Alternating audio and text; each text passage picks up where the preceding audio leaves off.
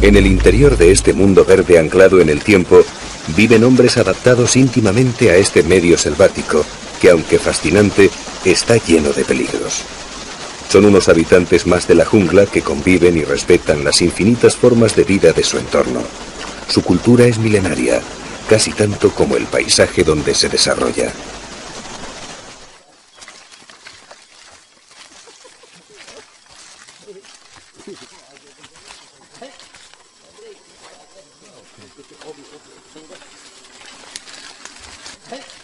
Es un escenario de cazadores y cazados, donde cualquier descuido puede alterar el orden de las cosas.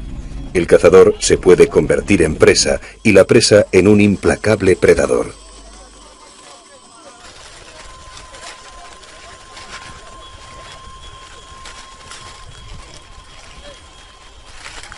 Pero el rey siempre es el tigre, el jaguar que siempre acecha con su tenebrosa mirada. Su rugido silencia el bosque, paraliza el latido de la vida. La jungla no recupera el aliento hasta que su majestad se cobra el tributo de sangre.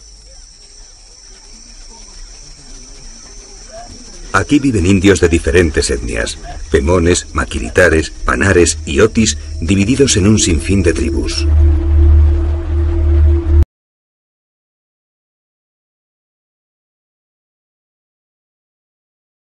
Y especialmente los pemones temen y respetan los tepuyes, estas mesetas que parecen cinceladas por seres grandiosos, gigantes del universo, como ellos los describen en su mitología. Sin duda, el tepuy más venerado es el Aullan Tepuy, la montaña del diablo, en idioma pemón. Creen que allí arriba moran entes extraordinarios, monstruos malignos y serpientes de 3 cabezas. En una de sus paredes se encuentra el Carepacupay Meru, también conocido como Salto Ángel, que es absoluto tabú para los indígenas.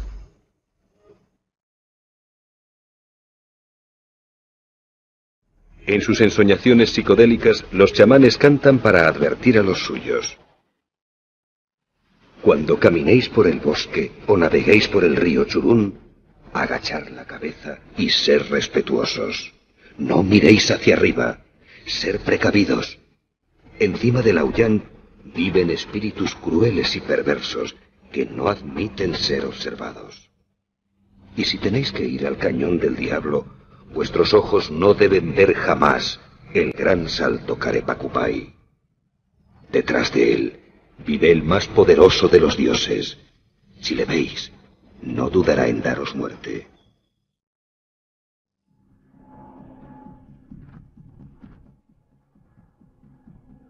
No es necesario creer en los mitos indígenas para que este escenario natural ejerza su influencia en nosotros. El Aullan es uno de los más bellos tepuyes de Venezuela, una colosal formación rocosa que se eleva dramáticamente sobre la maraña vegetal de la selva en paredes verticales de más de 1000 metros de altura. El agua de los ríos Churún y Carrao es roja, y en los raudales se vuelve multicolor por efecto de la espuma.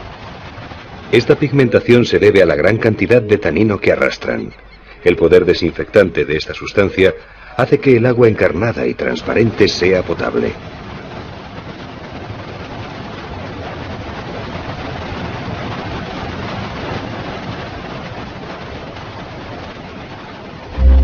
El Churún es tributario del Carrao, que a su vez vierte sus aguas oscuras en las de aluvión, marrones y turbias del Caroní, afluente del Orinoco.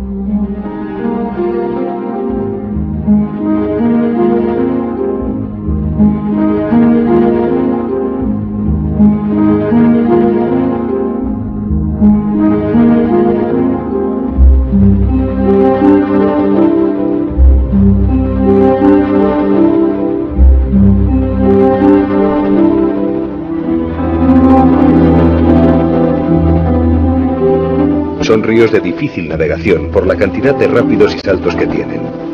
En la época seca, de diciembre a junio, el escaso caudal del Churún lo hace innavegable.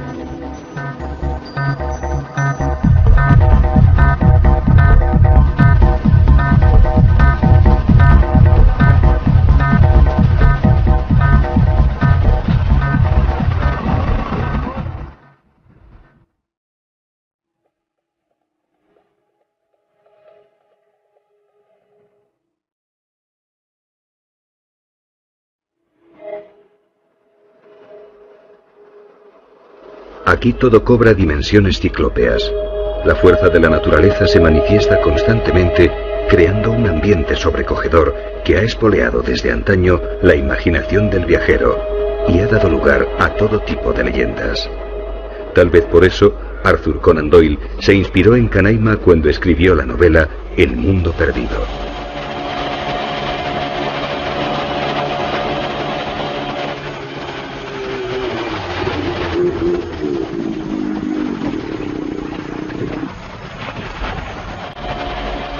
Al salir de un cerrado meandro del Churún, el mítico Carepacupay de los Pemones, el Salto Ángel, hace su aparición.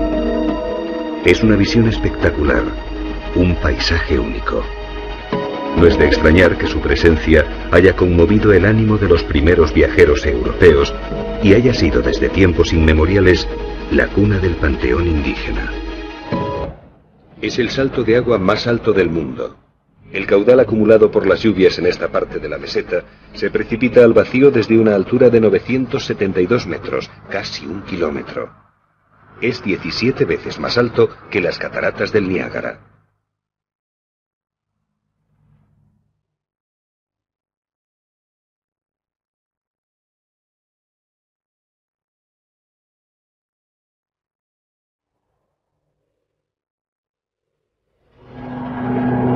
Sobrevolando entre las paredes del aullante Puy, en el Cañón del Diablo, no nos extraña que Arthur Conan Doyle soñase con dinosaurios que habitaban este mundo perdido. En los 700 kilómetros cuadrados de extensión del aullante Puy, la vegetación y la fauna es distinta a la de abajo. Los tepuyes son restos de una gran meseta que en el Precámbrico ocupaba toda la región. Las especies vegetales que cubrían el antiguo macizo y parte de su fauna han perdurado en las cimas de estos cerros, aisladas por sus altas paredes verticales.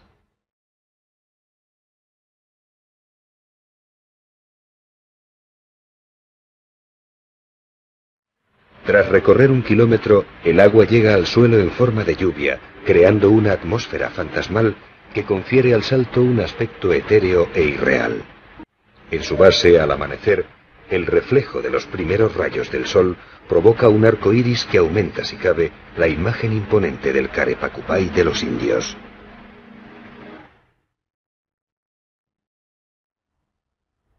El salto fue visto por primera vez por el explorador de la Guayana, Félix Cardona, en 1927. 10 años después, el piloto estadounidense Jimmy Ángel aterrizó en la cima del Auyán. Buscaban una mina de oro, pero la avioneta se hundió en una zona pantanosa y tuvieron que bajar andando. Tras 15 días de dura lucha por la supervivencia, llegaron extenuados al poblado de Urullén. Desde entonces, el Carepacupay es conocido como el Salto Ángel. ¿Encontró Jimmy Ángel el oro del Auyán? Hay quien afirma que sí, y que un socio suyo, el letón Alexander Leimel, lo guardó en secreto.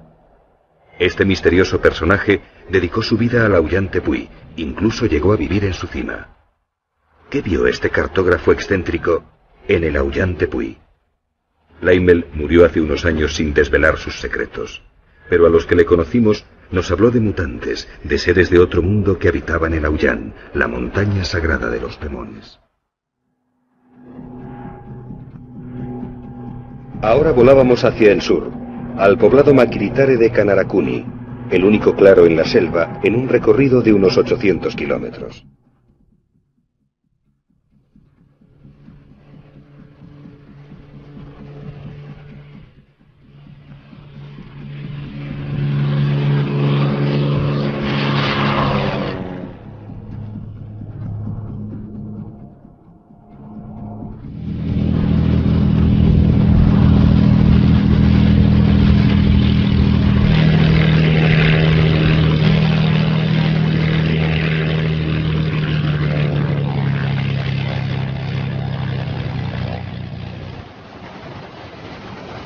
A 1 hora en canoa por el río Canaracuni, tuvimos nuestro primer encuentro con los Salema, un grupo nómada escindido de los Yanomamis, el pueblo feroz, como los bautizó injustamente el antropólogo norteamericano Napoleon Shannon.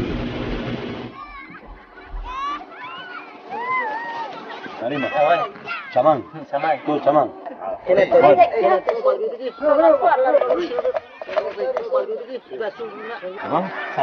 Chamán.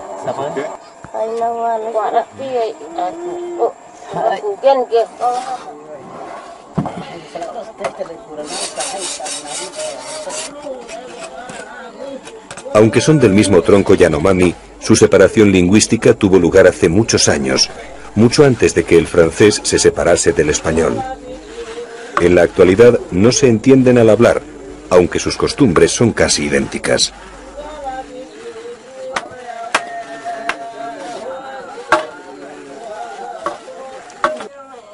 Los Sanema abandonan sus poblados cuando la caza se retira. Se trasladan a una zona lejana donde puedan capturar con más facilidad sus presas favoritas, los dantos o tapires y los vaquiros, una especie de cerdo salvaje más pequeño que el jabalí.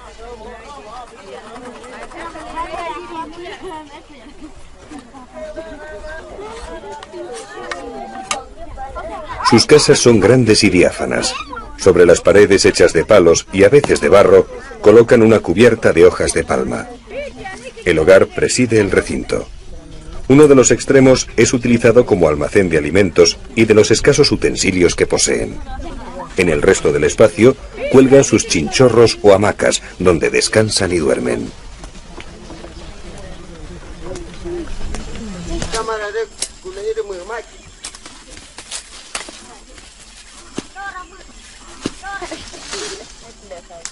Aunque cazadores, también realizan algunos cultivos, fundamentalmente de plátanos y mandioca, que junto a las proteínas que obtienen de la caza y la pesca, complementan su dieta alimenticia.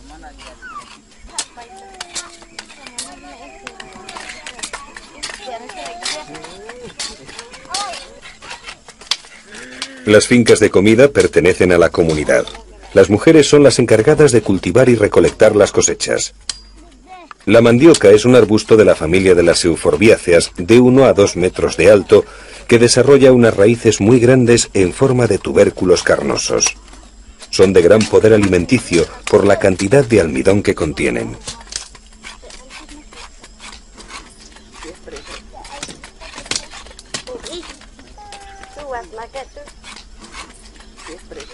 La mujer Sanema es la encargada de la mayoría de los trabajos domésticos. Recolecta frutos y leña en el bosque, cultiva, cocina y cuida de los niños más pequeños. El hombre emplea casi todo su tiempo en la caza y ocasionalmente pesca en las quebradas cercanas al poblado.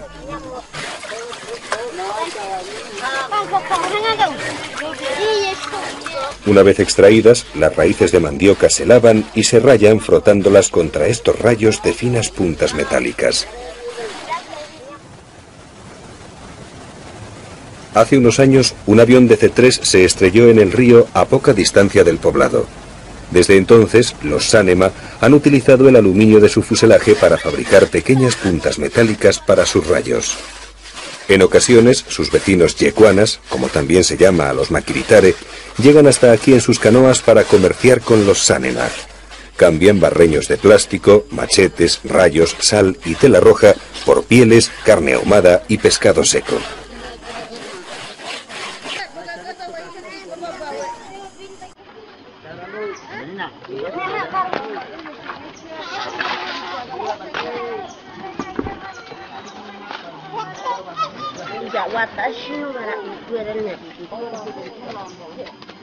La tapioca, el producto de rallar la mandioca, se introduce en el seucán, unos canastos flexibles que servirán para exprimirla. La confección de los seucán, también llamados tinquis, es una labor reservada a los hombres mayores que realizan meticulosamente su trabajo porque poseen el don de la paciencia.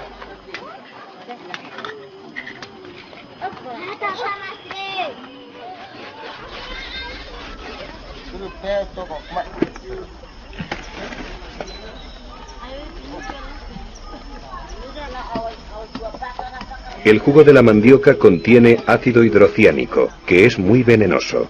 Por eso tienen que extraerlo exprimiendo la tapioca en los seucán. Mediante un ingenio de prensa que tensa la fibra por la acción de una palanca, el veneno va rezumando lentamente.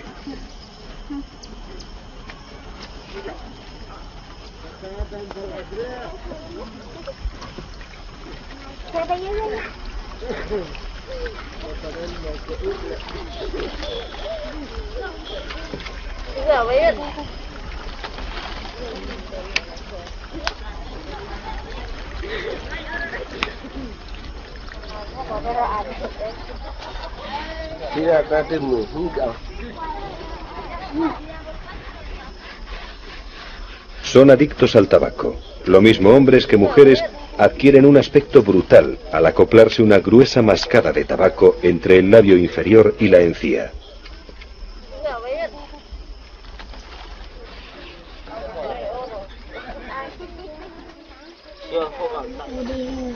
Más que la necesidad de mascar tabaco, esta costumbre les aporta las sales minerales complementarias a su dieta alimenticia. Humedecen las hojas de tabaco y las embadurnan en cenizas. Poco a poco van moldeando la mezcla hasta conseguir un rulo prensado que se introducen en la boca. Como tantas otras cosas que son comunales entre los Sanema, las mascadas de tabaco también se comparten. Viajan de boca en boca con la mayor naturalidad.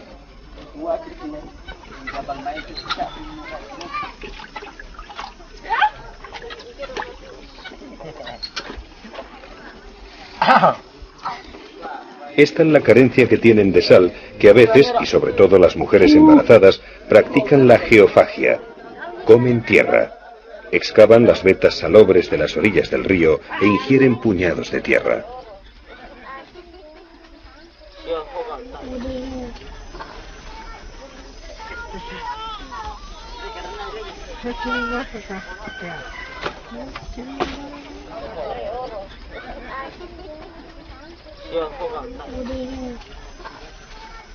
Cuando la prensa ha extraído todo el jugo venenoso, la tapioca queda lista para hacer el cazabe, el pan de la selva.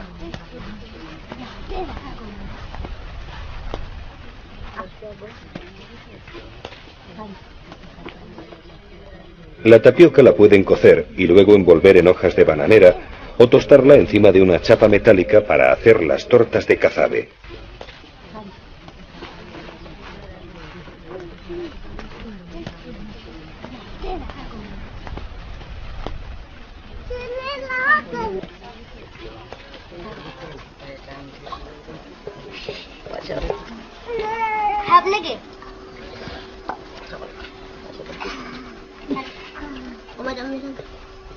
Estos hombres del bosque tienen el hábito de maquillar su cuerpo y su rostro antes de emprender cualquier acción. Sobre todo utilizan el rojo, de la semilla del onoto, y el negro que obtienen de los tizones del hogar. Cada Sanema tiene un dibujo concreto que le protege. Suelen representar a sus animales totémicos vistos bajo los efectos de la sakona o yopo, una potente sustancia visionaria que aspiran por las fosas nasales.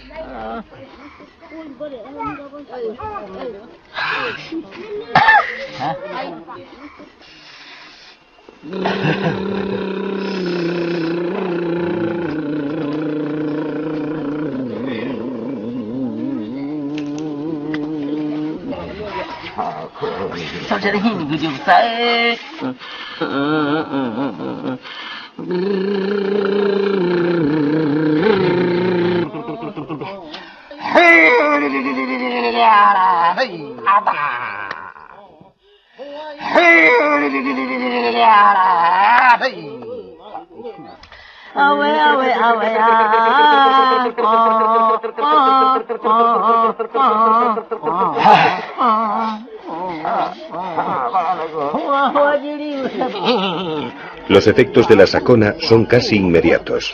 Ahora, la simbiosis con la dimensión mágica de la jungla es absoluta.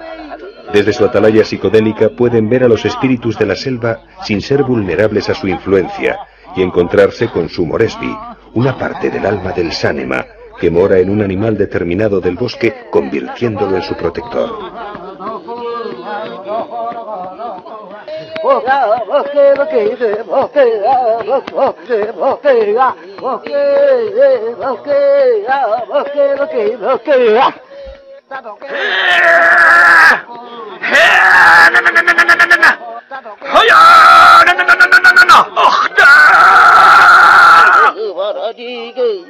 Los viajes al mundo de los espíritus son cotidianos. Casi a diario, el Sánema siente la necesidad vital de transformarse en su animal totémico y visualizar a través de sus ojos la otra realidad de su existencia.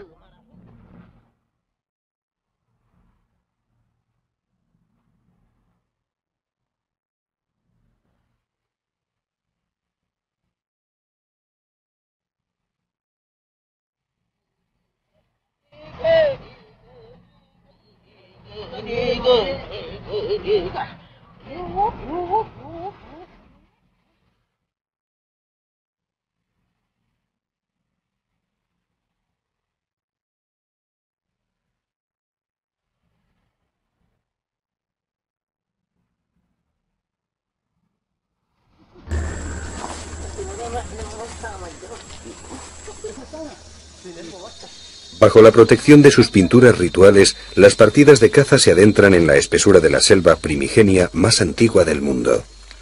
Junto con el Amazonas, forma parte del pulmón vegetal más grande del planeta, un patrimonio de la humanidad que todos tenemos la obligación de preservar. Los cazadores permanecen inmóviles, al acecho, en silencio, esperando que alguna presa se mueva para lanzarse al ataque. Al poco tiempo la jungla comienza a sonar. Los animales recobran la confianza sin percibir la presencia de una inteligencia superior que interpreta cada ruido que provocan al instante. El hombre está cazando, y hasta el propio rey jaguar busca cobijo en la penumbra de la selva y se doblega abrumado ante la esencia humana.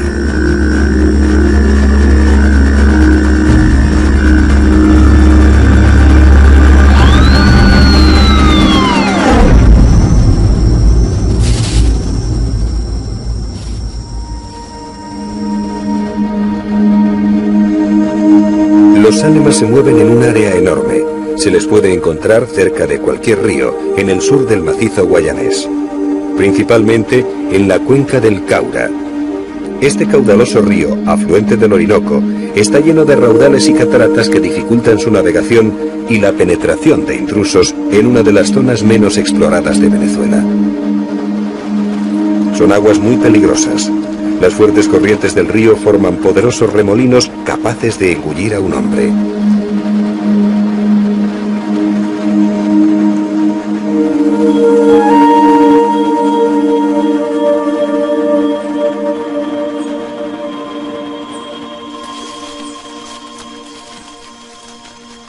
La noche también es aprovechada por las partidas de caza.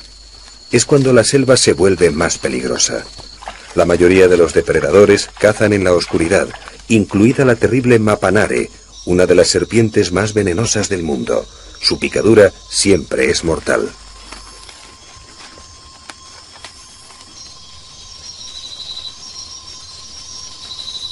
Pero los Sánema saben bien dónde pisar en este mundo que dominan hace más de 3000 años.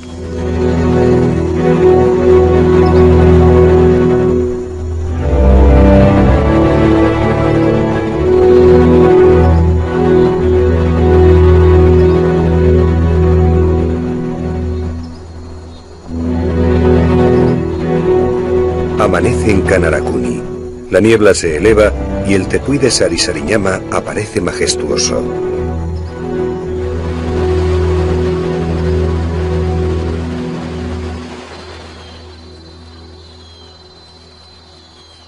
Los jóvenes Yecuana, Maquiritare, vecinos de los Sánema, preparan sus cerbatanas.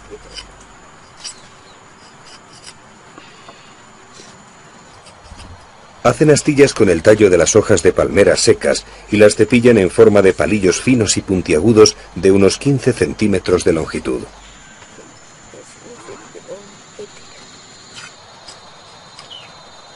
En la parte posterior de los dardos enrollan unas fibras de textura algodonosa de un grosor igual al diámetro del cañón de las cerbatanas. Al soplar, las fibras reciben la presión del aire y el dardo sale lanzado a gran velocidad. Aquí todos emplean los recursos vegetales que les da el bosque.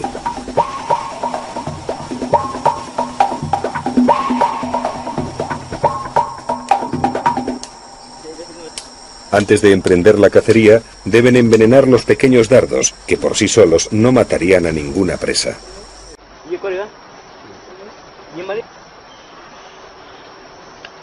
Realizan unas incisiones en la corteza de un árbol llamado tunare y esperan a que comience a emanar una resina naranja extremadamente venenosa. Luego impregnan las afiladas puntas de sus dardos en el viscoso veneno, convirtiéndolos en la más eficaz de las armas. Tan solo una leve herida con la punta de uno de estos letales dardos podría acabar con la vida de un hombre.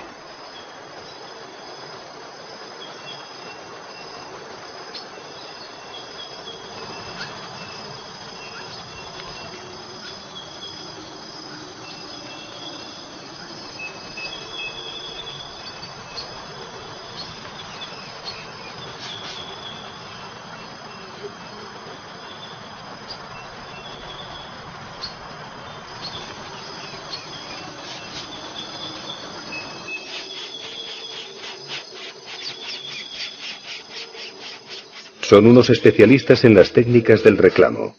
Saben imitar el canto de casi todos los pájaros que conocen.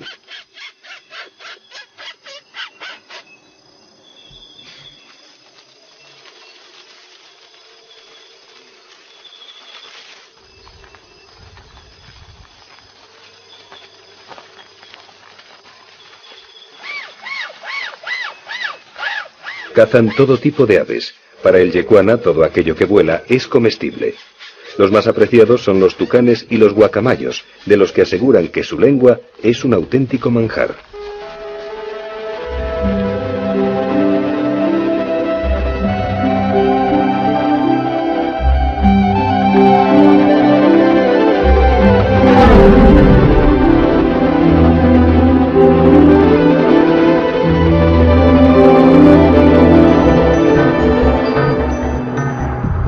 Desde Canarakuni sobrevolamos el tepuy de Sarisariñama. Arriba la vegetación es tan exuberante como abajo, pero este tepuy encierra un fenómeno extraordinario.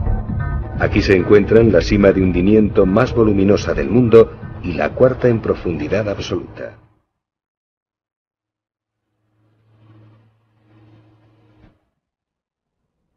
La superficie de la meseta está surcada por profundas grietas y las mayores cimas de colapso desarrolladas en roca arenisca.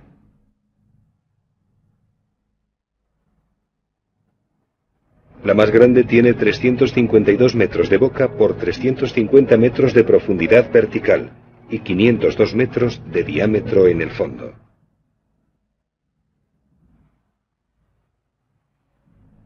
Se han desarrollado por el hundimiento de grandes cavidades de roca arenisca. Poseen un sistema propio de drenaje formado por corrientes que se originan en sus paredes y bordes y terminan desapareciendo por vía subterránea.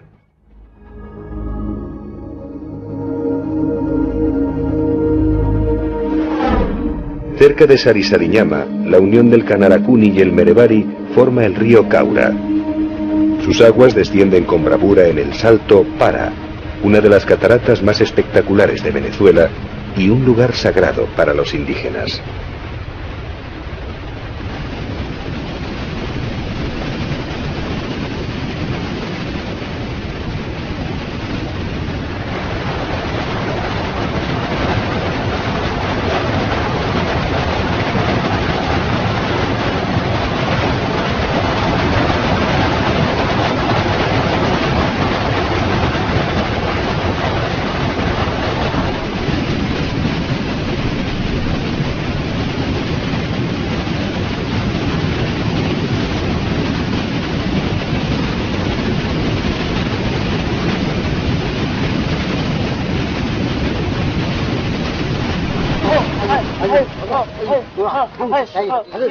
Al poblado Sánema han llegado unos parientes del río Itucu. Los saludos preceptivos son un verdadero ritual. De dos en dos van recitando sus respectivos árboles genealógicos que a veces se remontan a 20 generaciones.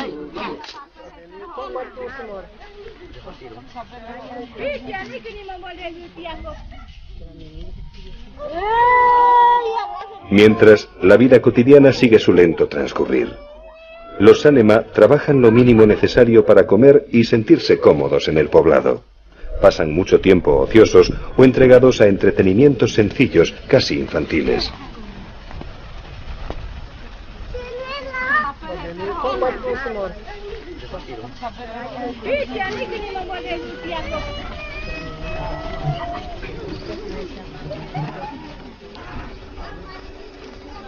La llegada de visitantes siempre rompe la monotonía. Preparan danzas, juegos y comida para todos. Los guerreros se pintan con tizones, como lo hacen cuando guerrean con otras tribus. Es una costumbre muy arraigada la de retar a los forasteros, aunque solo sea de forma lúdica. El Sanema siempre ha sido y será un pueblo guerrero.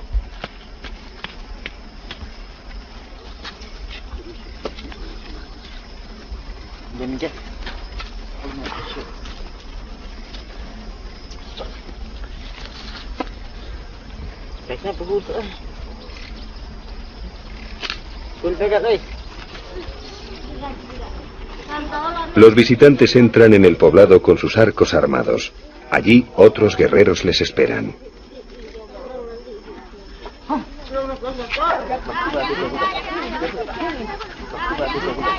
Las puntas de las flechas están envueltas en hojas de platanera para que no hieran a nadie. Es tan solo un ritual de bienvenida.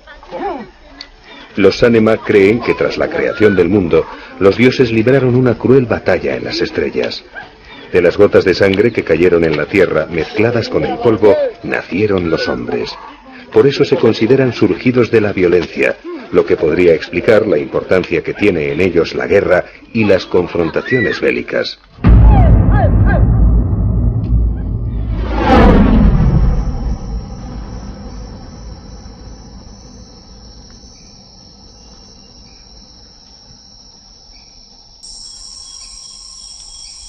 Siempre están vigilantes observando el bosque que les rodea. Los enemigos siempre llegan a través de él. Esa maraña forestal, que aquí es especialmente tupida. En el macizo guayanés, la selva se desarrolla en un suelo granítico. Los árboles se ven obligados a sujetarse mediante raíces aéreas y de superficie. Por eso, hay zonas donde el bosque se hace casi impenetrable.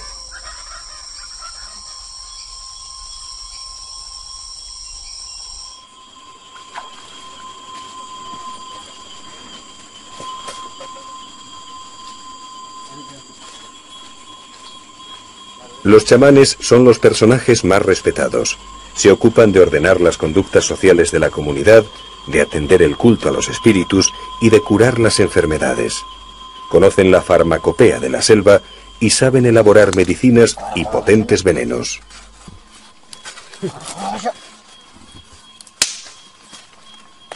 Son los encargados de la recolección y preparación de la sacona o yopo. Buscan en el bosque el árbol llamado amaí. Cuanto más grande y adulto sea, más fuerte será el alucinógeno que obtengan.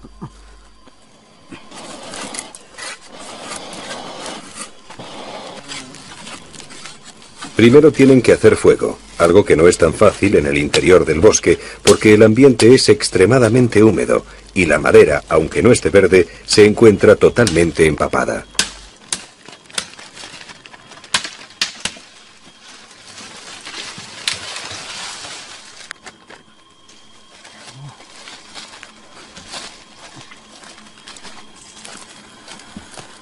Lo encienden con un tizón candente que han traído desde el poblado. Aunque a veces consiguen fósforos de los yecuanas, siempre mantienen un fuego encendido en el pueblo. Cuando alguien quiere encender otro fuego, lo hace cogiendo algunas brasas. Así ha sido desde el principio de los tiempos. El fuego nunca se apagaba.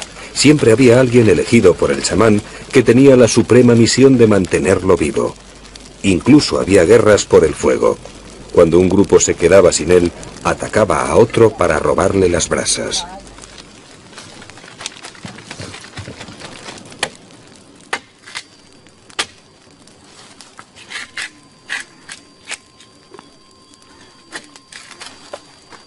Para extraer la sacona, arrancan tiras de corteza de la amaí, las humedecen con saliva y las ponen sobre las llamas para que exuden el alcaloide.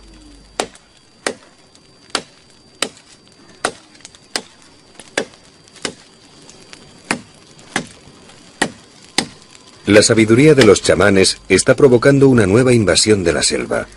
Primero fueron los buscadores de caucho y luego los de oro. Ahora los laboratorios farmacéuticos se han lanzado a la búsqueda de los conocimientos botánicos de los chamanes. Son menos violentos, no organizan matanzas de indios como los anteriores, pero su presencia y los objetos occidentales que llevan para negociar con ellos desequilibra la cultura de estas comunidades indígenas. Son una nueva peste que se suma a las anteriores.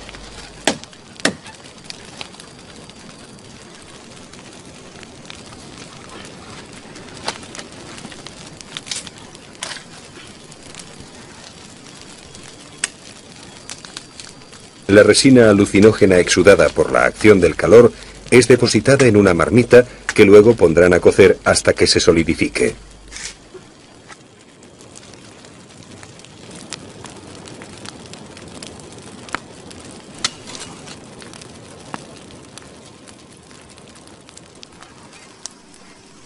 La sacona se puede clasificar dentro del grupo de fármacos indólicos enteogénicos.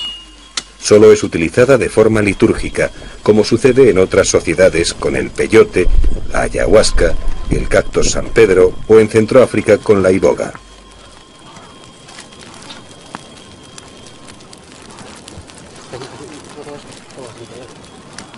Antes de regresar al poblado, uno de los chamanes prueba la eficacia del preparado.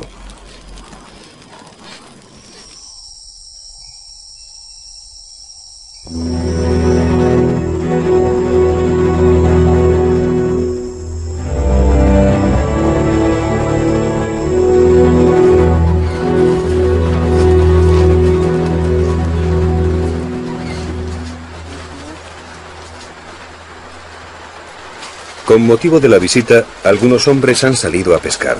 Para ello tienen que recolectar primero las lianas de barbasco.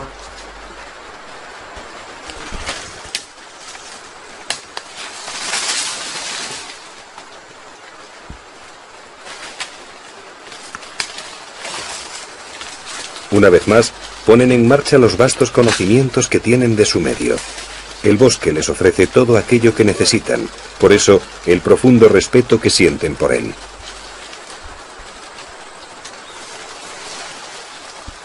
Aquí dentro viven los espíritus de sus antepasados junto a otros que son propios de la selva. Cada árbol, cada planta, cada ser viviente es la morada de un espíritu. Por eso cada vez que cortan un árbol o extraen algo del bosque, los chamanes tienen que solicitar permiso a sus deidades.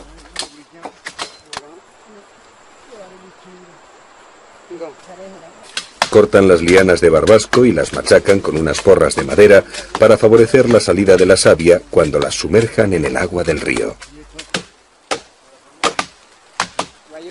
Estas comunidades son autosuficientes. Pertenecen a esta tierra tanto como la propia jungla.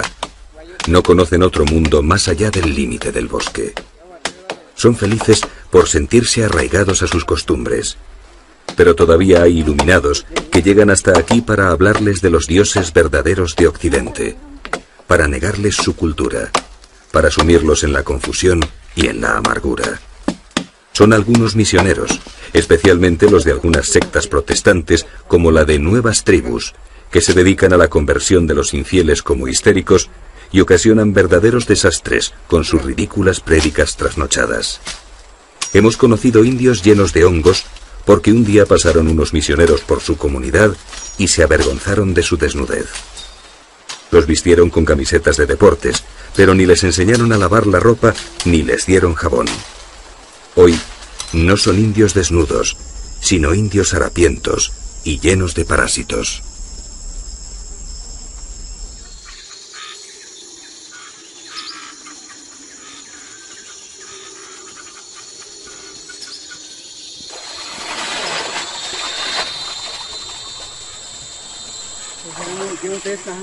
La savia del barbasco va enturbiando las transparentes aguas del río. No se trata de un veneno propiamente dicho, no deja residuos ni contamina. El barbasco absorbe el oxígeno del agua, por eso los peces se ven obligados a salir a la superficie para respirar. Es entonces cuando los atrapan sin dificultad. Al poco tiempo, el barbasco es arrastrado por la corriente y desaparece sin que el río sufra ninguna consecuencia.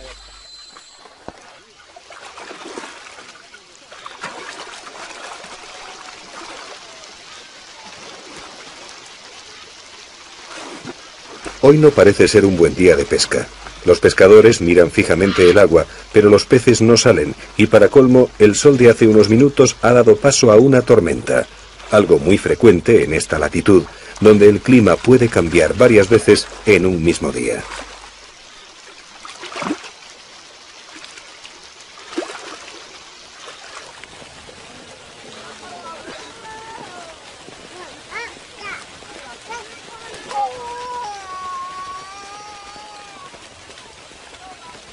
En los poblados Sánema siempre hay un techado comunal donde tiene lugar la mayor parte de la vida social del grupo.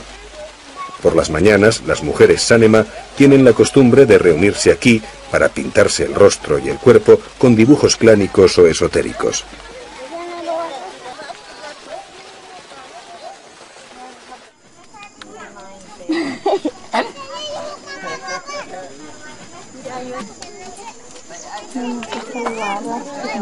Otra de las labores comunes habituales es la de despiojarse.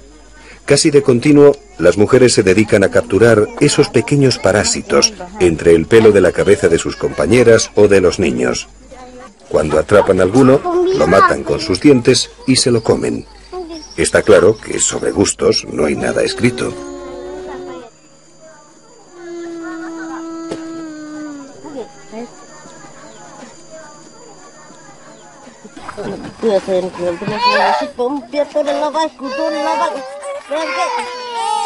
A modo de colirio, el jugo de esta liana calma la irritación de los ojos del niño. Conocen innumerables remedios para muchas de las dolencias que padecen. Pero la enfermedad aquí tiene una trascendencia religiosa por residir su etiología en la magia y los hechizos. Por tanto, aparte de las recetas de pócimas y ungüentos que aplican a los enfermos, los chamanes deben trasladarse al otro lado, al país de los espíritus, para recibir sus consejos. Ellos son los únicos capaces de deshacer los embrujos.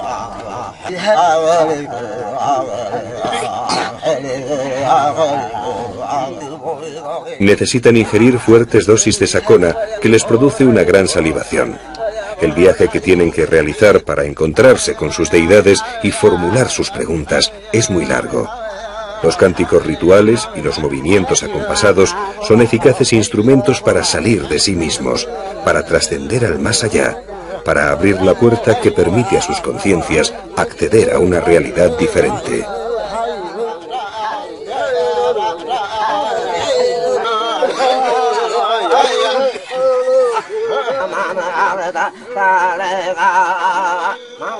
En este caso tratan de curar a un niño que sufre dolores de tripa. Su madre cree que un chamán de otro poblado cercano le ha mandado este mal por encargo de un hombre que la pretendía y fue despreciado por ella.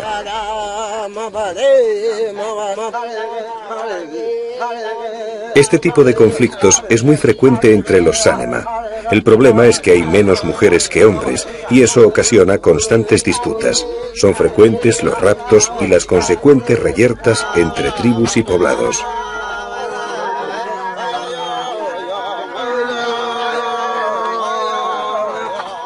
El chamán mayor indica lo que tienen que hacer para extraer el mal del cuerpo del niño. Los otros ejecutan sus órdenes mientras siguen ingiriendo el poderoso alucinógeno. El más joven frota las manos sobre la tripa del niño para impregnarse del mal que le atenaza. Luego se dirige al exterior del techado y lo expulsa hacia la selva. Seguramente el niño se curará con las hierbas que más tarde le suministrarán, pero la madre necesita este rito catártico para sentirse liberada del conjuro.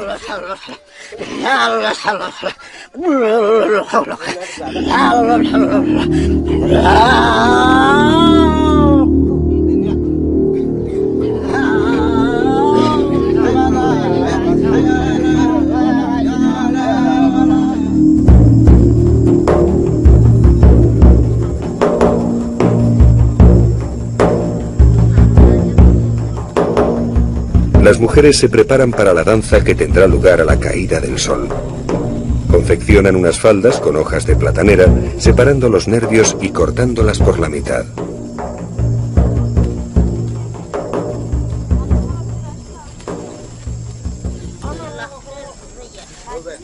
En estas manos Hay 3000 años de cultura. Sus madres y sus abuelas, y sus bisabuelas, y sus tatarabuelas, y las mujeres del principio de los tiempos, de su tiempo selvático, también confeccionaron estas mismas faldas.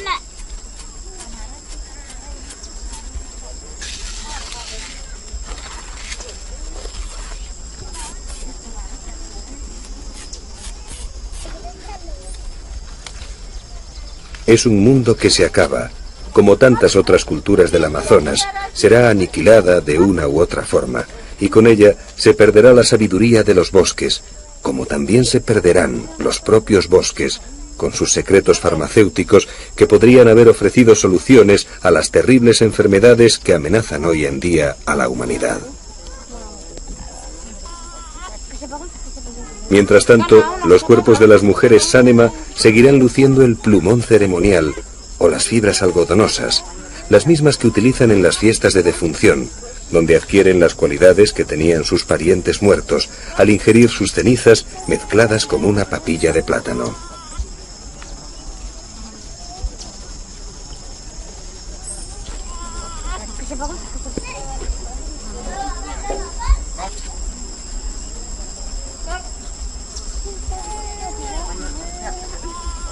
Los hombres también se adornan para la danza, aunque con menor profusión.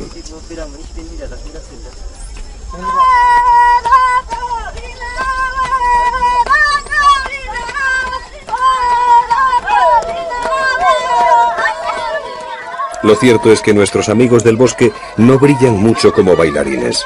Sus danzas son escuetas y monótonas, pero ponen de manifiesto una vez más el carácter risueño y jocoso que poseen.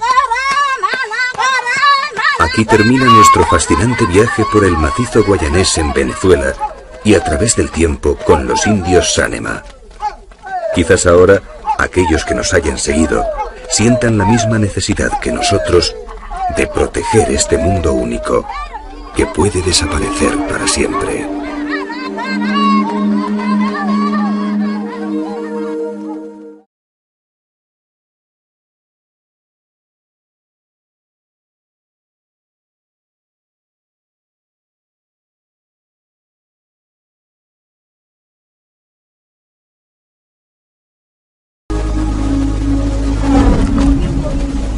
En el interior de este mundo verde anclado en el tiempo, viven hombres adaptados íntimamente a este medio selvático, que aunque fascinante, está lleno de peligros. Son unos habitantes más de la jungla que conviven y respetan las infinitas formas de vida de su entorno. Su cultura es milenaria, casi tanto como el paisaje donde se desarrolla.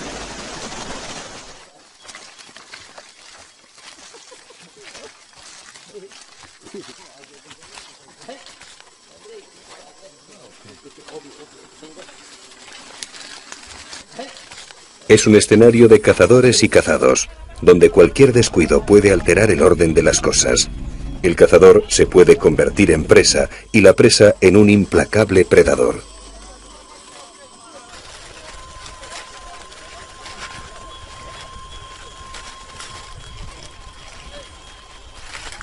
Pero el rey siempre es el tigre, el jaguar que siempre acecha con su tenebrosa mirada. Su rugido silencia el bosque, paraliza el latido de la vida. La jungla no recupera el aliento hasta que su majestad se cobra el tributo de sangre. Aquí viven indios de diferentes etnias, pemones, maquiritares, panares y otis, divididos en un sinfín de tribus.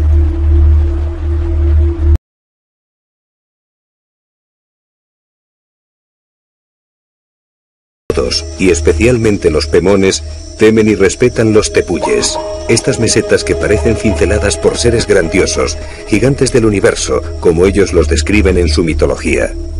Sin duda, el tepuy más venerado es el Aullantepuy, la montaña del diablo, en idioma pemón. Creen que allí arriba moran entes extraordinarios, monstruos malignos y serpientes de 3 cabezas. En una de sus paredes se encuentra el Carepacupay Merú, también conocido como Salto Ángel, que es absoluto tabú para los indígenas.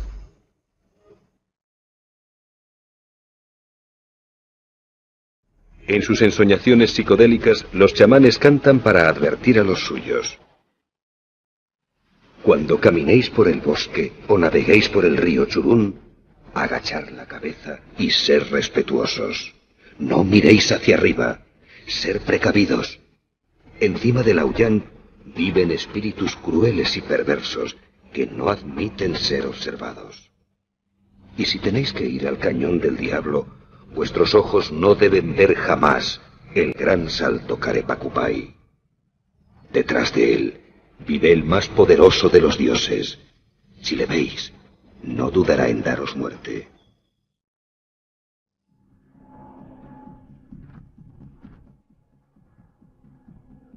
No es necesario creer en los mitos indígenas para que este escenario natural ejerza su influencia en nosotros. El Aoyán es uno de los más bellos tepuyes de Venezuela, una colosal formación rocosa que se eleva dramáticamente sobre la maraña vegetal de la selva en paredes verticales de más de 1000 metros de altura. El agua de los ríos Churún y Carrao es roja, y en los raudales se vuelve multicolor por efecto de la espuma. Esta pigmentación se debe a la gran cantidad de tanino que arrastran. El poder desinfectante de esta sustancia hace que el agua encarnada y transparente sea potable.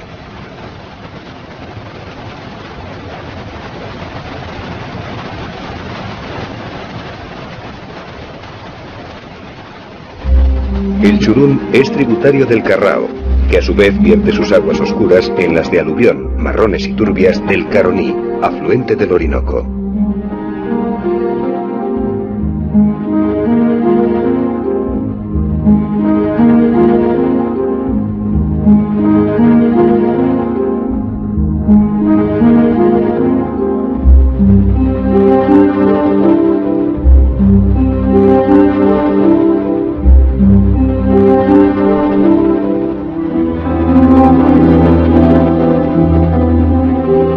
Son ríos de difícil navegación por la cantidad de rápidos y saltos que tienen.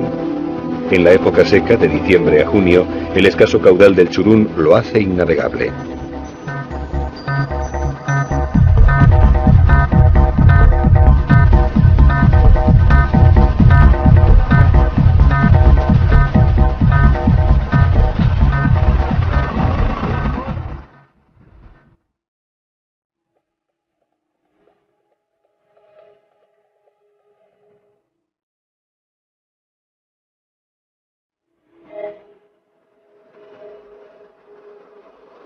Aquí todo cobra dimensiones ciclópeas. La fuerza de la naturaleza se manifiesta constantemente, creando un ambiente sobrecogedor que ha espoleado desde antaño la imaginación del viajero y ha dado lugar a todo tipo de leyendas. Tal vez por eso, Arthur Conan Doyle se inspiró en Canaima cuando escribió la novela El Mundo Perdido.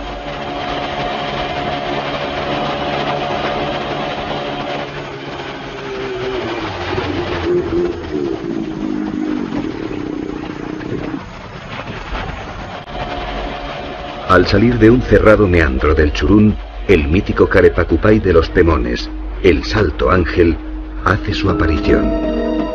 Es una visión espectacular, un paisaje único. No es de extrañar que su presencia haya conmovido el ánimo de los primeros viajeros europeos y haya sido desde tiempos inmemoriales la cuna del panteón indígena. Es el salto de agua más alto del mundo. El caudal acumulado por las lluvias en esta parte de la meseta se precipita al vacío desde una altura de 972 metros, casi 1 kilómetro. Es 17 veces más alto que las cataratas del Niágara.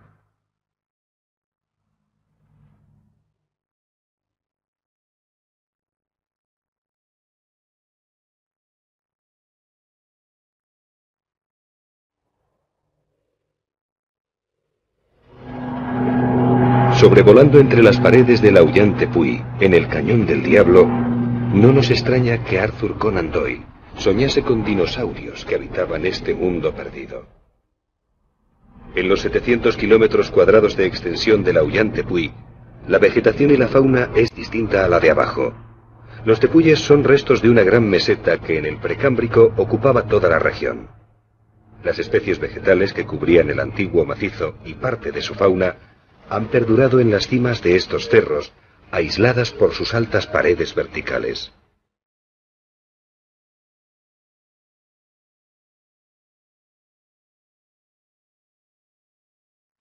Tras recorrer 1 kilómetro, el agua llega al suelo en forma de lluvia, creando una atmósfera fantasmal que confiere al salto un aspecto etéreo e irreal. En su base, al amanecer, el reflejo de los primeros rayos del sol provoca un arco iris que aumenta, si cabe, la imagen imponente del Carepacupay de los indios.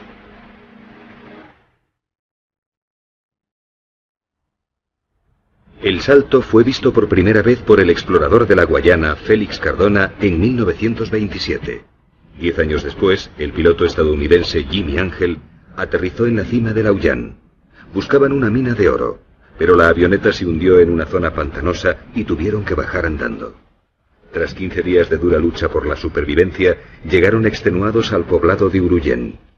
Desde entonces, el Carepacupay es conocido como el Salto Ángel.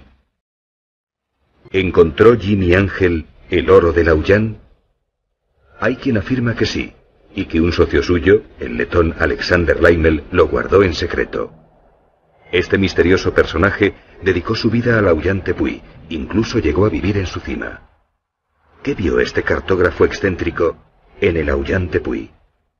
Leimel murió hace unos años sin desvelar sus secretos, pero a los que le conocimos nos habló de mutantes, de seres de otro mundo que habitaban el Auyán, la montaña sagrada de los Pemones.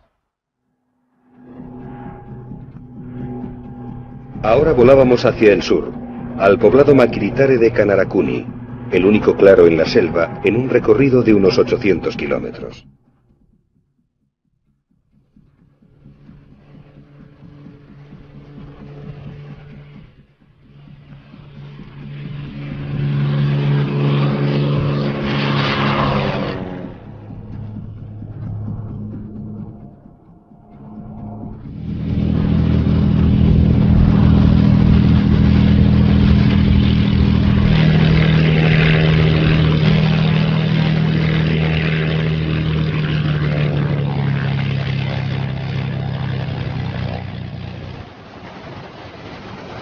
A 1 hora en canoa por el río Canaracuni, tuvimos nuestro primer encuentro con los Sanema, un grupo nómada escindido de los Yanomamis, el pueblo feroz, como los bautizó injustamente el antropólogo norteamericano Napoleon Shannon.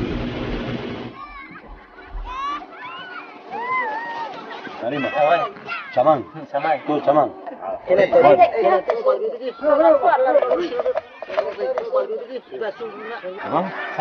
Chamán.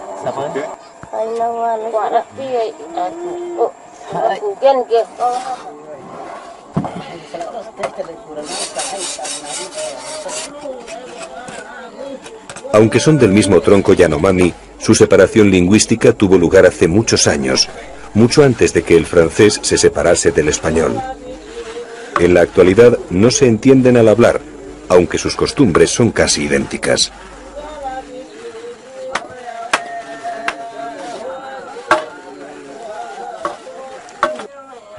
Los Sanema abandonan sus poblados cuando la caza se retira.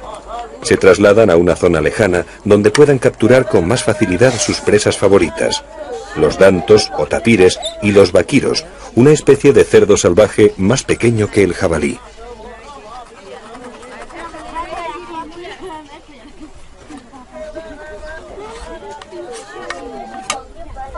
Sus casas son grandes y diáfanas. Sobre las paredes hechas de palos y a veces de barro, colocan una cubierta de hojas de palma. El hogar preside el recinto. Uno de los extremos es utilizado como almacén de alimentos y de los escasos utensilios que poseen. En el resto del espacio, cuelgan sus chinchorros o hamacas, donde descansan y duermen.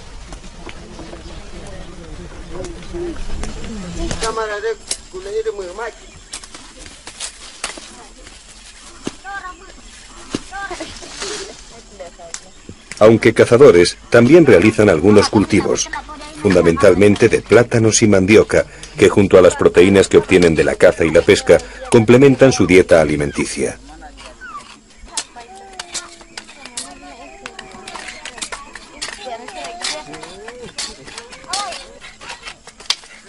Las fincas de comida pertenecen a la comunidad. Las mujeres son las encargadas de cultivar y recolectar las cosechas. La mandioca es un arbusto de la familia de las euforbiáceas de 1 a 2 metros de alto que desarrolla unas raíces muy grandes en forma de tubérculos carnosos. Son de gran poder alimenticio por la cantidad de almidón que contienen.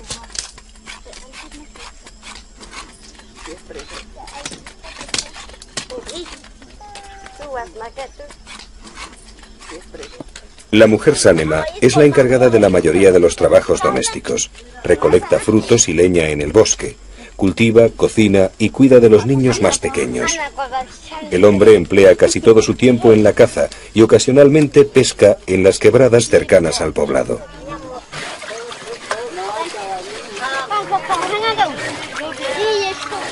Una vez extraídas, las raíces de mandioca se lavan y se rayan frotándolas contra estos rayos de finas puntas metálicas. Hace unos años, un avión de C-3 se estrelló en el río a poca distancia del poblado. Desde entonces, los sánema han utilizado el aluminio de su fuselaje para fabricar pequeñas puntas metálicas para sus rayos.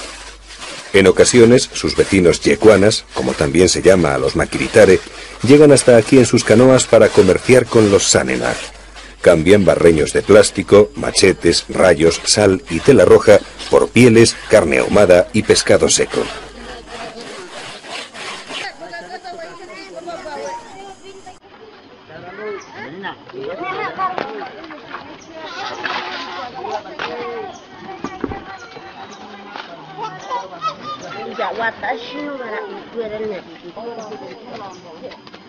La tapioca, el producto de rallar la mandioca, se introduce en el seucán, unos canastos flexibles que servirán para exprimirla. La confección de los seucán, también llamados tinkis, es una labor reservada a los hombres mayores que realizan meticulosamente su trabajo porque poseen el don de la paciencia.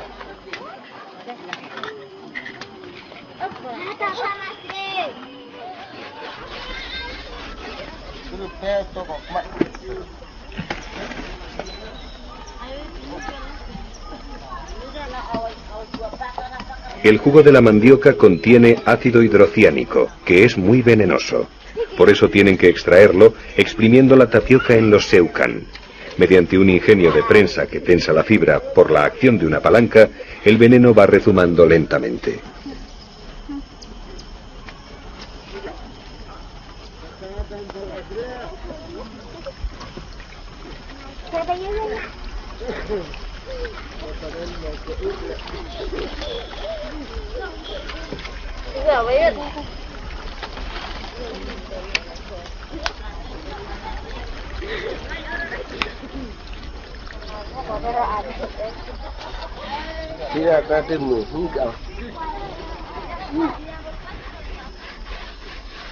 Son adictos al tabaco. Lo mismo hombres que mujeres adquieren un aspecto brutal al acoplarse una gruesa mascada de tabaco entre el labio inferior y la encía.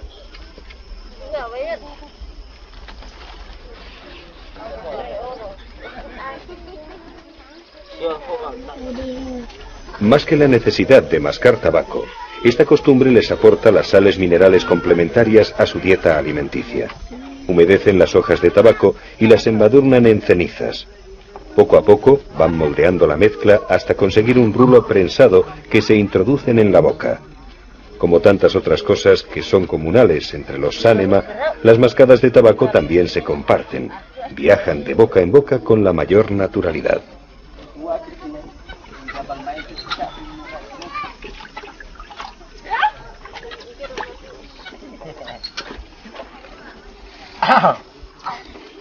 Esta es la carencia que tienen de sal, que a veces, y sobre todo las mujeres embarazadas, practican la geofagia. Comen tierra. Excavan las vetas salobres de las orillas del río e ingieren puñados de tierra.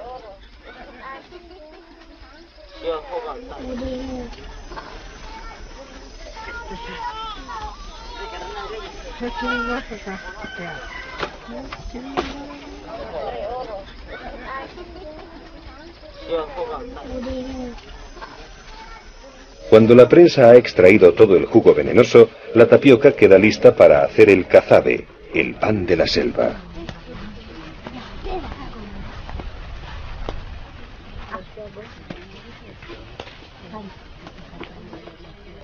La tapioca la pueden cocer y luego envolver en hojas de bananera o tostarla encima de una chapa metálica para hacer las tortas de cazabe.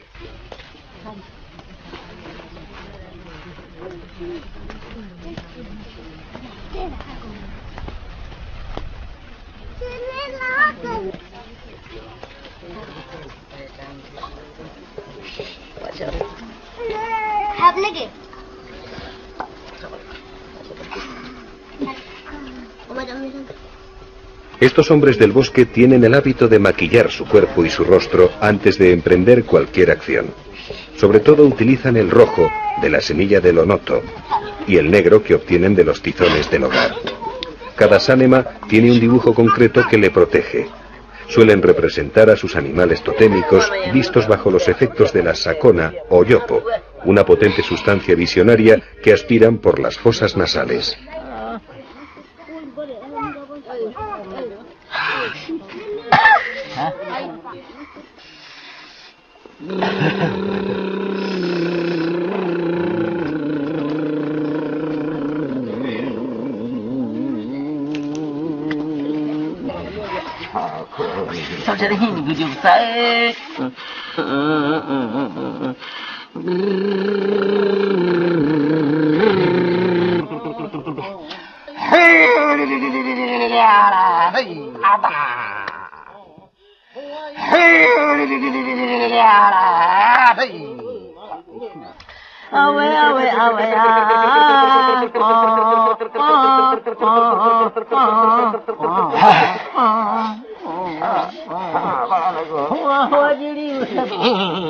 Los efectos de la sakona son casi inmediatos.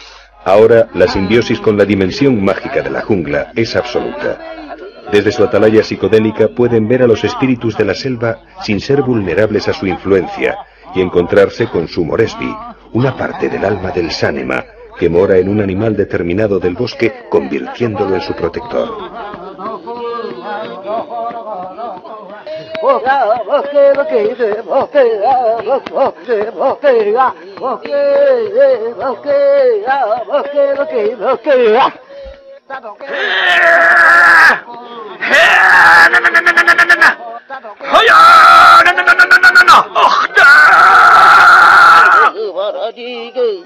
Los viajes al mundo de los espíritus son cotidianos.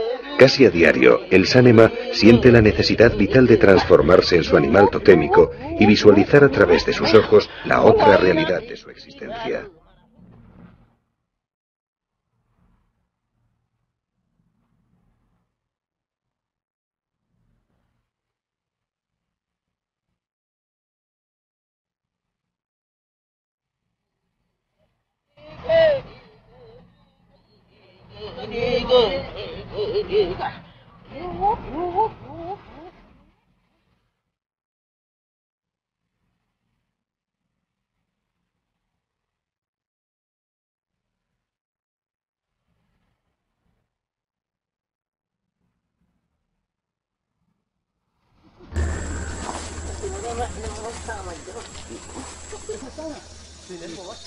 Bajo la protección de sus pinturas rituales, las partidas de caza se adentran en la espesura de la selva primigenia más antigua del mundo.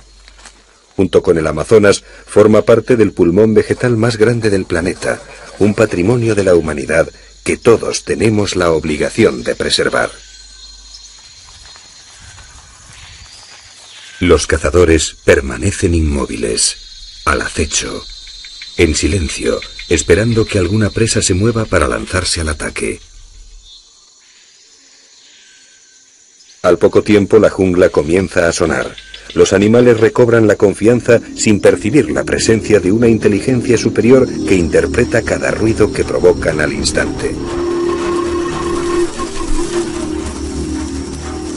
El hombre está cazando, y hasta el propio rey jaguar busca cobijo en la penumbra de la selva y se doblega abrumado ante la esencia humana.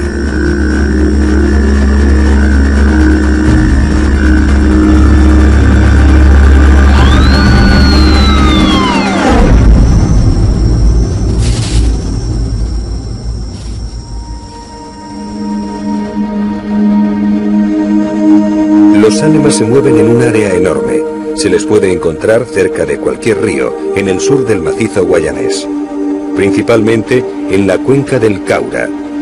Este caudaloso río, afluente del Orinoco, está lleno de raudales y cataratas que dificultan su navegación y la penetración de intrusos en una de las zonas menos exploradas de Venezuela. Son aguas muy peligrosas. Las fuertes corrientes del río forman poderosos remolinos capaces de engullir a un hombre.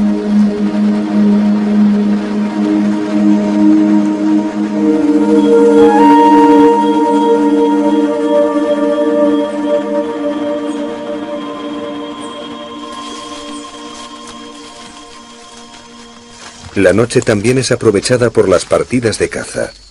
Es cuando la selva se vuelve más peligrosa. La mayoría de los depredadores cazan en la oscuridad, incluida la terrible mapanare, una de las serpientes más venenosas del mundo. Su picadura siempre es mortal.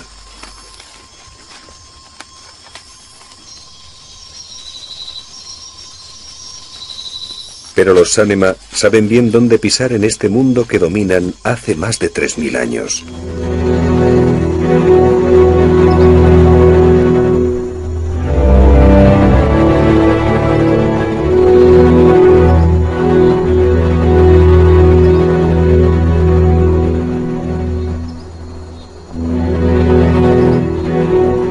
Amanece en Canarakuni.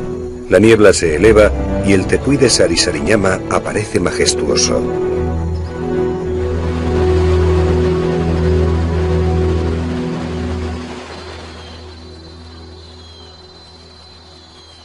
Los jóvenes Yecuana, Maquiritare, vecinos de los Sánema, preparan sus cerbatanas.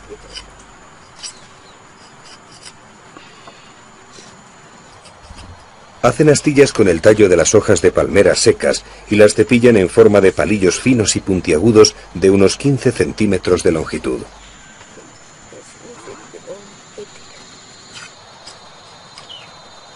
En la parte posterior de los dardos enrollan unas fibras de textura algodonosa de un grosor igual al diámetro del cañón de las cerbatanas.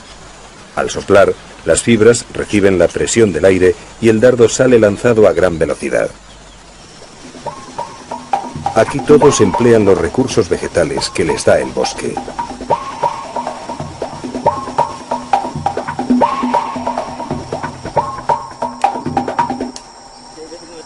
Antes de emprender la cacería, deben envenenar los pequeños dardos, que por sí solos no matarían a ninguna presa.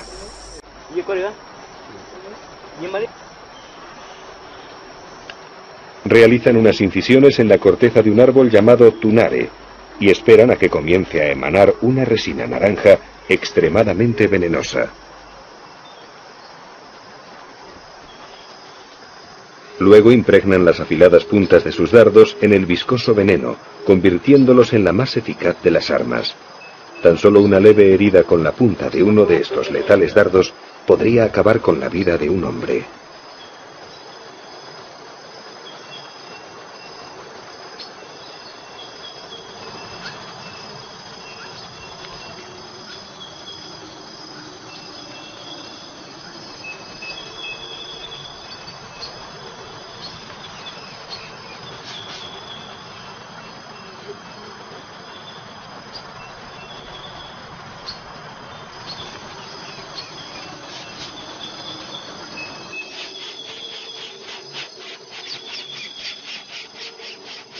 Son unos especialistas en las técnicas del reclamo. Saben imitar el canto de casi todos los pájaros que conocen.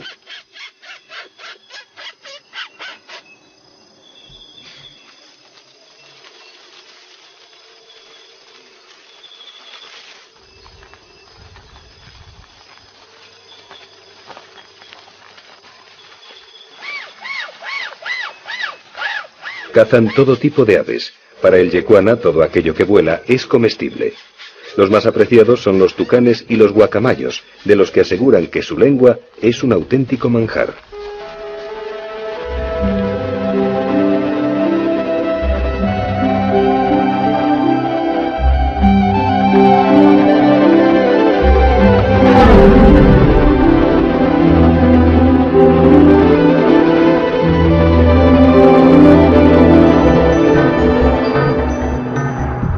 Desde Canarakuni sobrevolamos el tepuy de Sarisariñama. Arriba la vegetación es tan exuberante como abajo, pero este tepuy encierra un fenómeno extraordinario. Aquí se encuentran la cima de hundimiento más voluminosa del mundo y la cuarta en profundidad absoluta.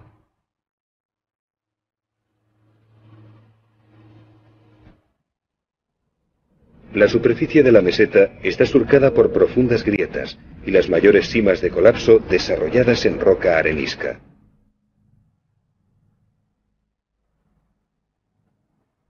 La más grande tiene 352 metros de boca por 350 metros de profundidad vertical y 502 metros de diámetro en el fondo.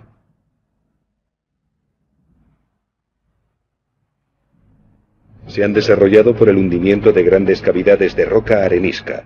Poseen un sistema propio de drenaje formado por corrientes que se originan en sus paredes y bordes y terminan desapareciendo por vía subterránea.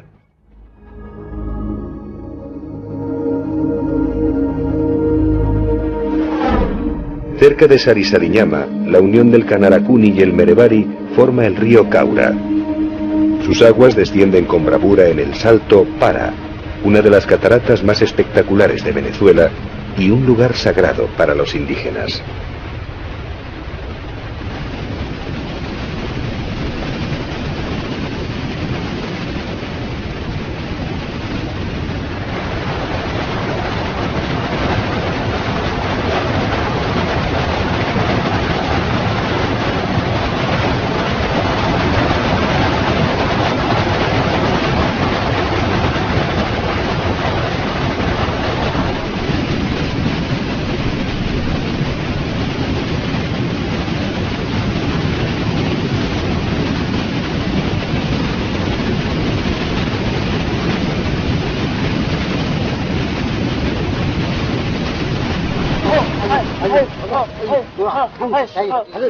Al poblado Sánema han llegado unos parientes del río Itucu.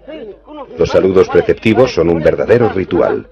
De dos en dos van recitando sus respectivos árboles genealógicos que a veces se remontan a 20 generaciones.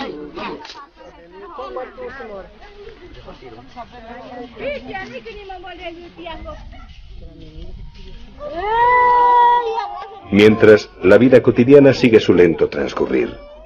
Los Sánema trabajan lo mínimo necesario para comer y sentirse cómodos en el poblado. Pasan mucho tiempo ociosos o entregados a entretenimientos sencillos, casi infantiles.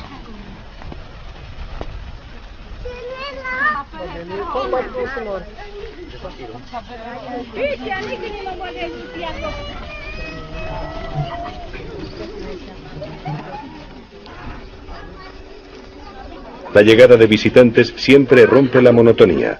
Preparan danzas, juegos y comida para todos. Los guerreros se pintan con tizones, como lo hacen cuando guerrean con otras tribus. Es una costumbre muy arraigada la de retar a los forasteros, aunque solo sea de forma lúdica. El Sánema siempre ha sido y será un pueblo guerrero.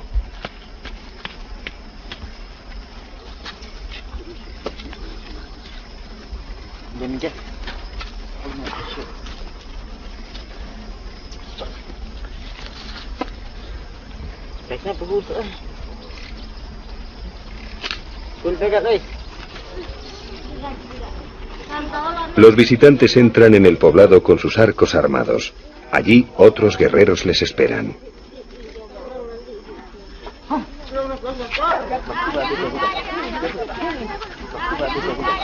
Las puntas de las flechas están envueltas en hojas de platanera para que no hieran a nadie. Es tan solo un ritual de bienvenida. Los Sánema creen que tras la creación del mundo, los dioses libraron una cruel batalla en las estrellas. De las gotas de sangre que cayeron en la tierra, mezcladas con el polvo, nacieron los hombres. Por eso se consideran surgidos de la violencia, lo que podría explicar la importancia que tiene en ellos la guerra y las confrontaciones bélicas.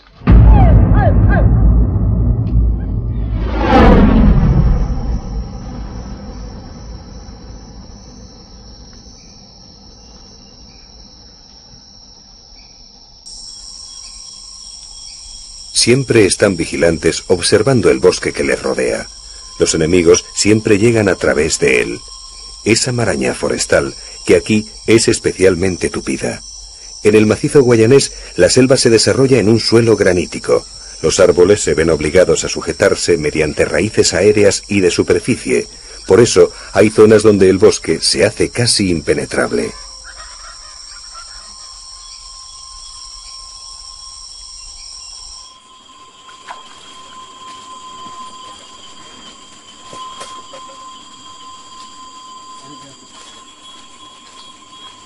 Los chamanes son los personajes más respetados. Se ocupan de ordenar las conductas sociales de la comunidad, de atender el culto a los espíritus y de curar las enfermedades. Conocen la farmacopea de la selva y saben elaborar medicinas y potentes venenos.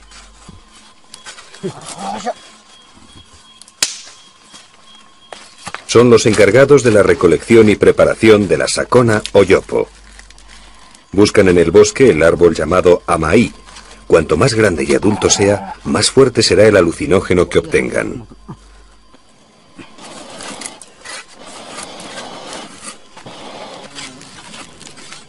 Primero tienen que hacer fuego, algo que no es tan fácil en el interior del bosque, porque el ambiente es extremadamente húmedo y la madera, aunque no esté verde, se encuentra totalmente empapada.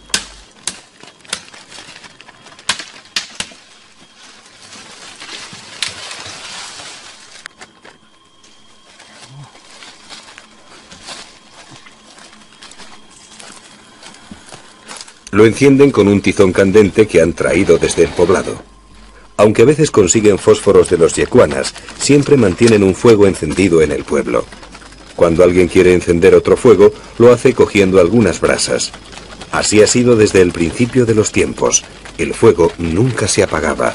Siempre había alguien elegido por el chamán que tenía la suprema misión de mantenerlo vivo. Incluso había guerras por el fuego. Cuando un grupo se quedaba sin él, atacaba a otro para robarle las brasas.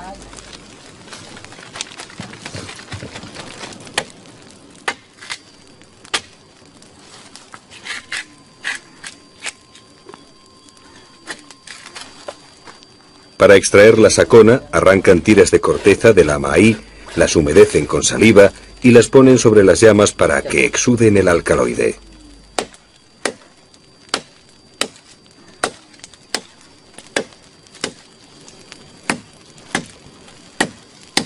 La sabiduría de los chamanes está provocando una nueva invasión de la selva.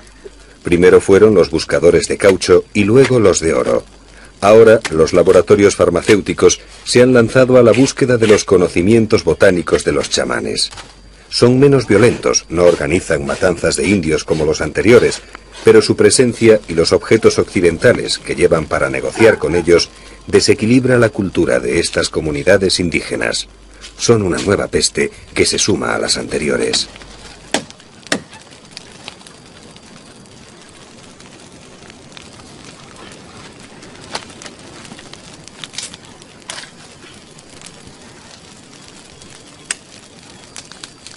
La resina alucinógena exudada por la acción del calor es depositada en una marmita que luego pondrán a cocer hasta que se solidifique.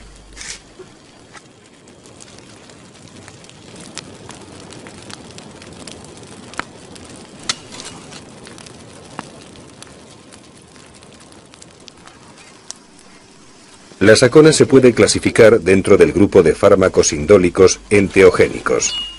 Solo es utilizada de forma litúrgica, como sucede en otras sociedades con el peyote, la ayahuasca, el cactus San Pedro o en Centroáfrica con la iboga.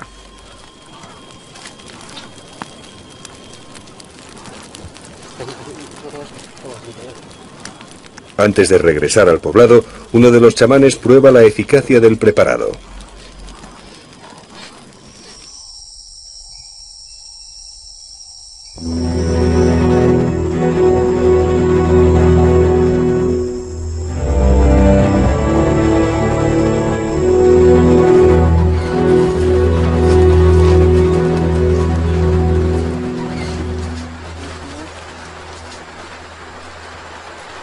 Con motivo de la visita, algunos hombres han salido a pescar. Para ello tienen que recolectar primero las lianas de barbasco.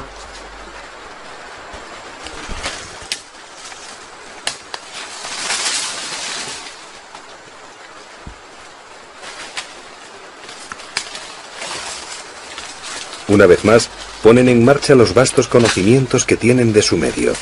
El bosque les ofrece todo aquello que necesitan, por eso el profundo respeto que sienten por él.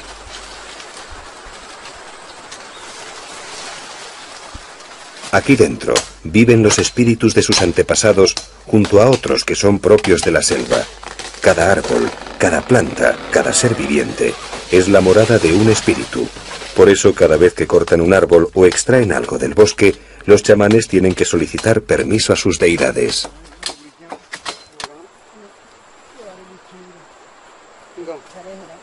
Cortan las lianas de barbasco y las machacan con unas porras de madera para favorecer la salida de la savia cuando las sumerjan en el agua del río.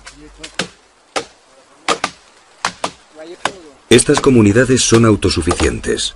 Pertenecen a esta tierra tanto como la propia jungla. No conocen otro mundo más allá del límite del bosque. Son felices por sentirse arraigados a sus costumbres. Pero todavía hay iluminados que llegan hasta aquí para hablarles de los dioses verdaderos de Occidente, para negarles su cultura, para sumirlos en la confusión y en la amargura.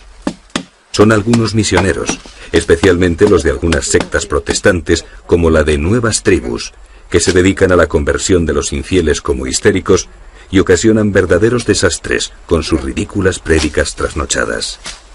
Hemos conocido indios llenos de hongos porque un día pasaron unos misioneros por su comunidad y se avergonzaron de su desnudez. Los vistieron con camisetas de deportes, pero ni les enseñaron a lavar la ropa ni les dieron jabón. Hoy no son indios desnudos, sino indios harapientos y llenos de parásitos.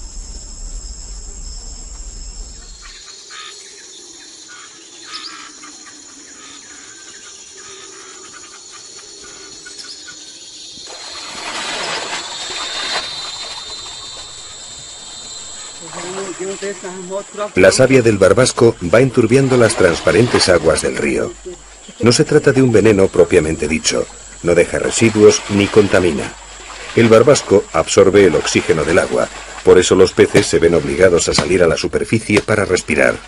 Es entonces cuando los atrapan sin dificultad. Al poco tiempo, el barbasco es arrastrado por la corriente y desaparece sin que el río sufra ninguna consecuencia.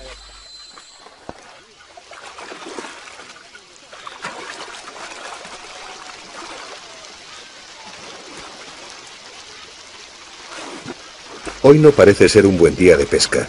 Los pescadores miran fijamente el agua, pero los peces no salen, y para colmo, el sol de hace unos minutos ha dado paso a una tormenta, algo muy frecuente en esta latitud, donde el clima puede cambiar varias veces en un mismo día.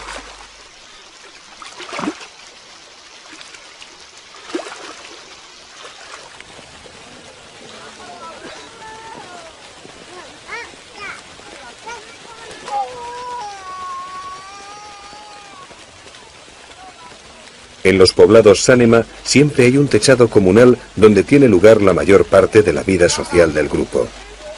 Por las mañanas, las mujeres Sánema tienen la costumbre de reunirse aquí para pintarse el rostro y el cuerpo con dibujos claros